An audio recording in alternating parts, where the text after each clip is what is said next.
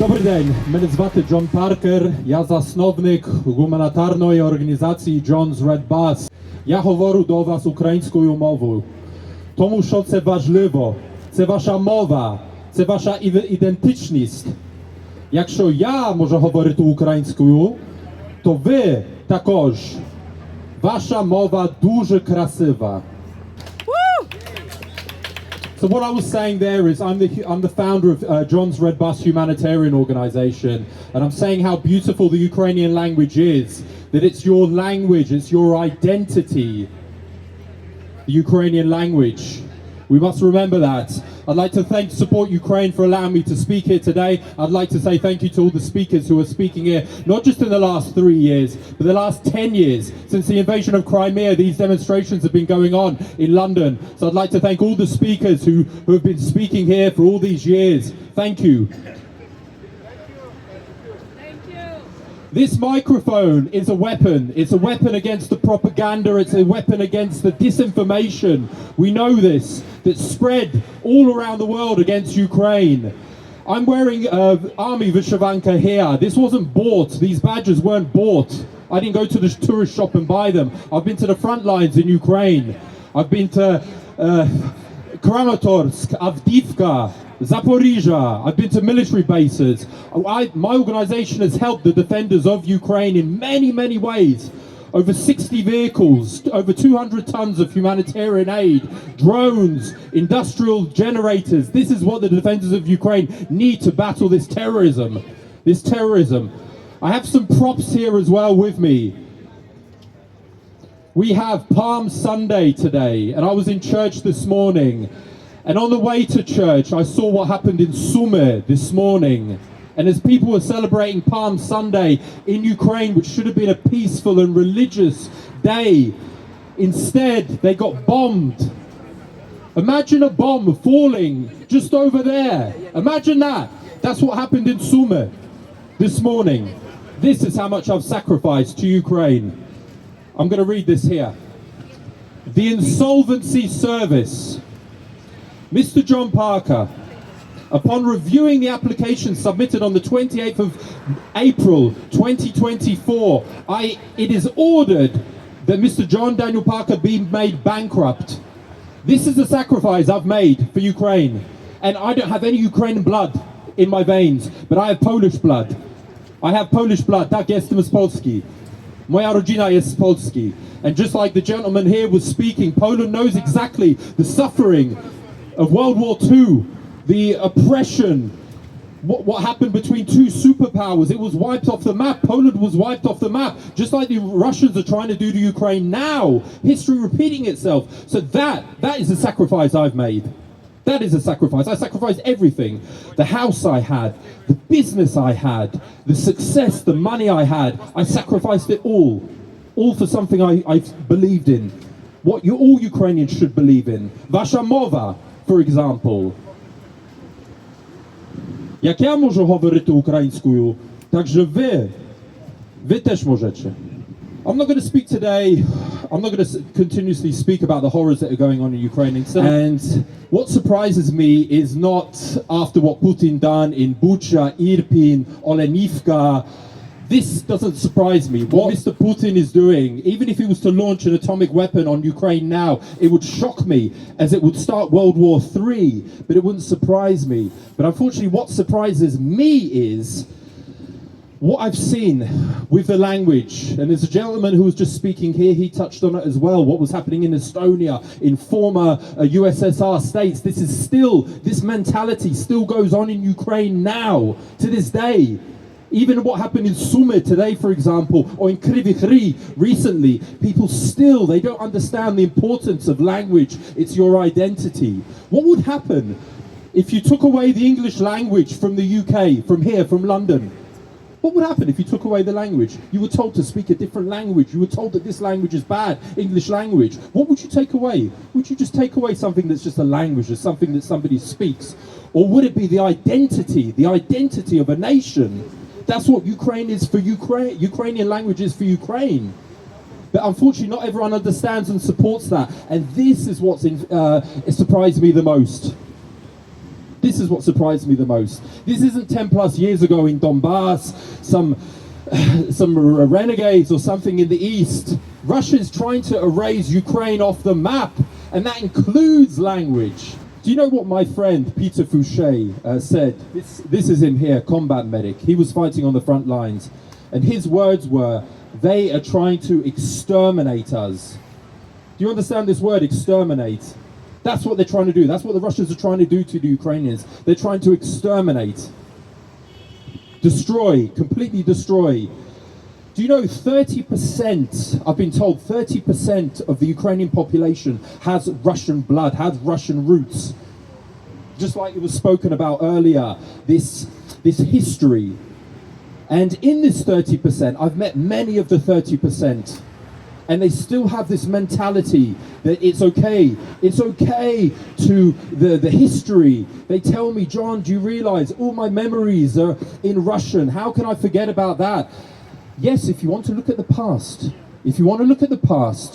that's fine. I respect that. I respect your past. If you want to talk to your babushka in private, in this language, of course, I respect that. Just like me in Polish. If Poland suddenly became a terrorist state, it would be a travesty, just like that gentleman walking there, and it would embarrass me. It would embarrass me, just like he's embarrassing himself. I respect that, but what I don't understand is passing this language on to your children.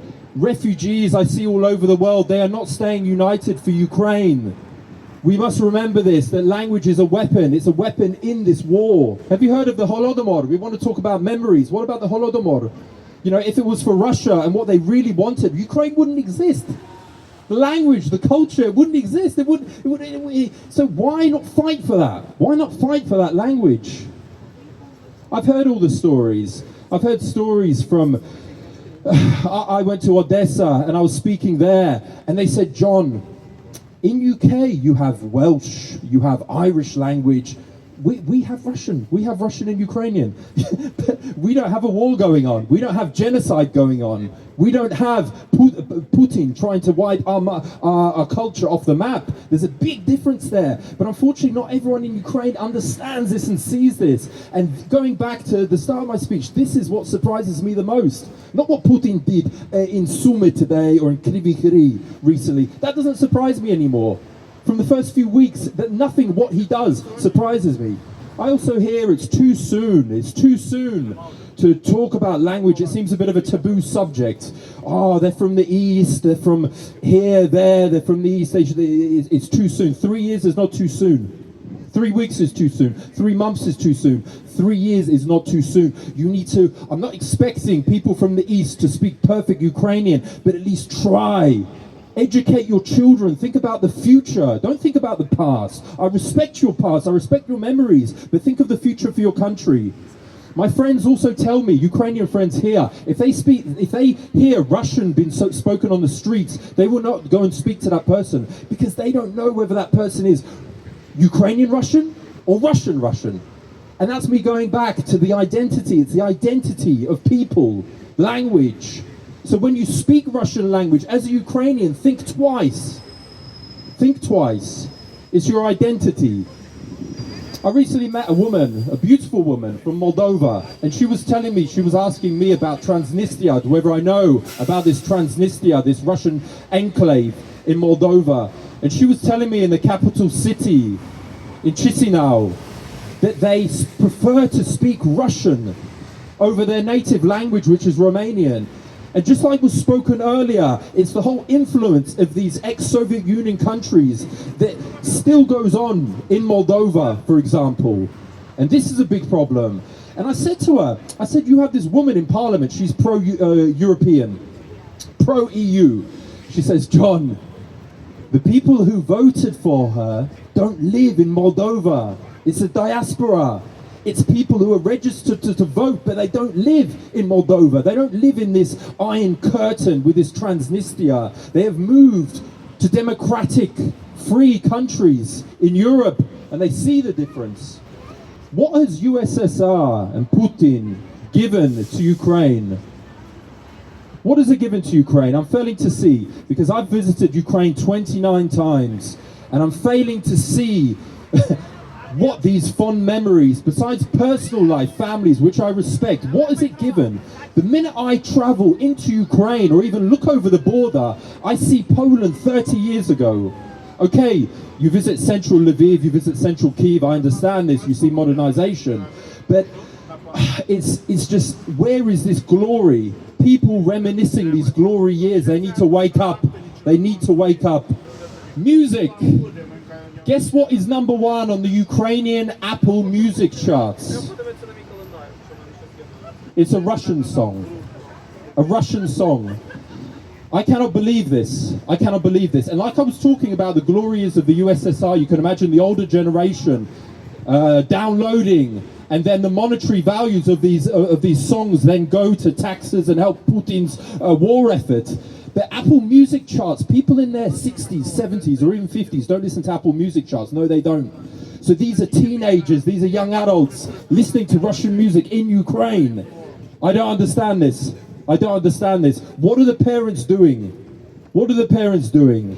In Poltava region, I hear of my friend, the oppression of the language. It was uncool. It was uncool to speak Ukrainian. Ukrainian is like for the folk of the country out there.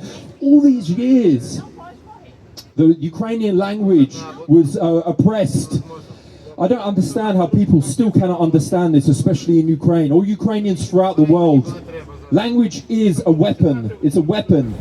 I've also heard Russian language. I visited some successful people in Kyiv on my many travels, and I visited a businesswoman, a friend of a friend. She said to me, John, Russian language is important for business. It's important for business. Can you understand this? I can't. So while there's missiles and Shahed drones falling, she's saying it's good for business to speak Russian. So this, again, this is this mentality. Ukraine is fighting a battle with itself for its identity. What is happening in Georgia now as well? I actually had to search on the internet what is happening in Georgia, and it's down to tens of people, unfortunately, protesting. So their Maidan-style revolution is over. To the Georgian dream, as they call it. Georgian dream government. Can you believe that? And again, this is where oppression is happening. Religion could also influence, just like literature, just like music. TV, cinema as well. It was all in Russian. We had a fundraising event, John's Red Bus. We've got an upcoming one as well soon. And I was getting playlists ready of music. I was speaking with my volunteer friends, Ukrainians, and I said, where's the Ukrainian music from 10, 20 years ago, some fun music? They said to me, John, it's all in Russian. So this is how the language has been oppressed. It's not just language, but it's music, it's media, it's religion. I've got a friend who does battle blogs on YouTube, Joe McDonald. He's in Kherson. He's another Englishman who sacrificed everything, comfortable life here, to be in Kherson. Very dangerous. And he said a very inspiring thing in one of his recent YouTube videos, Big Mac's battle blogs. He says, if you're Ukrainian, wherever you are around the world, and you're not doing anything, volunteering, even on social media or anything like that, you're not doing anything to support the war effort, he says, then I am more Ukrainian than you. And I thought that was very inspiring what he said. He also wears an oberich. I do here. And people tell me as well, I've been told many times, John, you've been to more places in Ukraine than we have. These Ukrainians tell me. I've been all over on 29 humanitarian missions. But they also tell me, John, you're more Ukrainian than some Ukrainians we know. I get told that as well. Because look, even though it's completely soaked with water, this is what I've sacrificed. This is what I've sacrificed for a nation. And I will continue to do so. And I continue to do. I'm going to finish this speech with a great man, quotes of a great man, also called John McCain. He was a great advocate for Ukraine and Georgia. And he lost, unfortunately, in the presidential election in 2008 to Obama. He was a prisoner of war in Vietnam for 5.5 years. He was a fighter pilot. He was shot down. He was taken captive. They offered to free him, John McCain, all by himself. He refused. He refused to leave his comrades behind. So he stayed captured for even further. He stood in the Maidan Square in Kyiv in December 2013. So this is over 11 years ago. This has been going. And I quote, "People of Ukraine, this is your moment.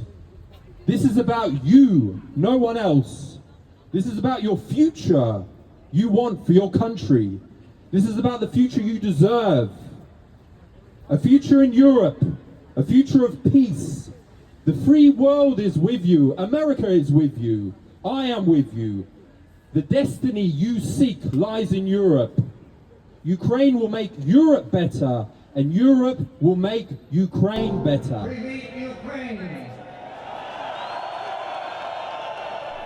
People of Ukraine, this is your moment. Народи український, це ваш момент. This is about you, no one else. Це про вас. This is about the future you want for your country. This is about the future you deserve. Це про ваше майбутнє, про майбутнє вашої країни. Це про майбутнє, на яке ви заслуговуєте. A future in Europe. Майбутнє Європи. A future of peace. Good Майбутнє миру. relations with all of your neighbors. Майбутнє всіх ваших сусідів. The free world is with you. America is with you. I am with you. And the destiny you seek lies in Europe. І ваша доля, як ми вважаємо, знаходиться в об'єднаній Європі. Ukraine will make Europe better, and Europe will make Ukraine better. Thank you. Thank you. This wasn't 3 years ago. This wasn't a year ago. This was in 2013. And just like I've got my prop here, this I bought in Poltava about 2.5 years ago. And it says here, Ukraine, free since 1991. So this is going back even further. It was a dream then, and it is still a dream now. A dream, true, I highlight, true Ukrainians are fighting for. And I hope my speech will inspire all Ukrainians to be united, because just like my friend Olha Plusht, who unfortunately couldn't be here today, she was planned to speak, she has a motto: unity is our superpower. Language is unity, yeah? Language is unity. Language is vasha mova, vasha identichnost. Yeah? All Ukrainians must understand this. I'm not Ukrainian, but I understand this. So don't teach your kids Russian. Come on. We must remain united, resilient and strong for a free Ukraine, please. John's Red Bus has got an event in 2 weeks' time. Not this Friday, the next. I invite you down the road in Balham. Please attend. Thank you very much for listening to me. Slava Ukraini! Героям слава! Slava Ukraini! Героям слава! Slava Ukraini! Героям слава! Ukraina! Понад усе! Ukraina! Понад усе! Ukraina! Понад усе! Slava Isusu Christu! Слава навіки! Jesus Christ. Love of Jesus Christ. Came in at the right moment. Jesus Christ. Слава Україні! Україна Божа країна! If you've got this far, thank you for watching. You are a true supporter of Ukraine. So after this demonstration, I had a mature gentleman come up to me, and after hearing what I said about John McCain, he says, "John, but did you not know what happened in 2014? And I was like, "Yes." And he says, "About Crimea." Well, John McCain wasn't in charge of America. He was just a senator. He was still a great advocate. So I'm going to play now this very important interview he did for BBC Hard Talk almost a year after he was at Maidan Square. And you'll see from this interview that he predicted everything that is occurring now. Looking at Russia, because you've also been a very strong advocate of tougher action against Russia, be it from the United States, be it from the European Union, be it from NATO. Now that there is this ceasefire plan and the hope is that it will hold, that probably is the best face-saving way out of this conflict, isn't it, both for Moscow and Kiev in Ukraine? Vladimir Putin's ambitions were very well known to me and to others. He knew that Once Yanukovych left, he had to take Crimea because of Sevastopol. Then he tried the separatists, that didn't work. He armed the separatists, that didn't work. So then he sent in thousands of Russian troops. The fact is that they were slaughtering Ukrainians. There were hundreds killed, thousands in the hospitals. It's terrible. Poroshenko had no choice but to agree to a ceasefire. What is going to happen? I predict to you that it will be another step in Vladimir Putin's strategy to separate eastern Ukraine from Ukraine and perhaps a land bridge to Crimea. No, it's a very bad result. And again, we would not send weapons to the Ukrainians when they were begging for them. We wouldn't even give them intelligence because we didn't want to, quote, provoke Vladimir Putin. By showing weakness, we provoked Vladimir Putin. Who do you mean by we? The United States? The United States working with the EU? And of course the Europeans, but I wasn't surprised about the Europeans. I was deeply disappointed in the United States of America when they begged us for defensive weapons and they wouldn't even do that. In fact, it was almost comical. They sent MREs. Why were you not surprised by the Europeans, you say, not taking sufficiently tough action against Because Putin? they're dependent on Russian energy. It's obvious. It was obvious. And the United States, it was obvious that we weren't going to assist them, and because they don't want to, quote, provoke Vladimir Putin. And there's nothing that provokes Vladimir Putin more than weakness. We have to understand that Vladimir Putin's ambitions are the restoration of the old Russian Empire. But he has never said, has he, that he wants eastern Ukraine to be incorporated into Russian territory? What he has said is, well, just a few days ago, he said, I could take Kiev in 2 weeks. But what he has said is that he wants Nova Russia, which is an old Tsarist phrase, which means he wants eastern Ukraine. He wants to make sure he keeps Crimea, and he would like to see, if he can get away with it, Moldova and the Baltics as well. That's what he wants to see restored. He cannot afford to see a free, democratic, prosperous Ukraine because the Russian people then would like to be like Ukraine.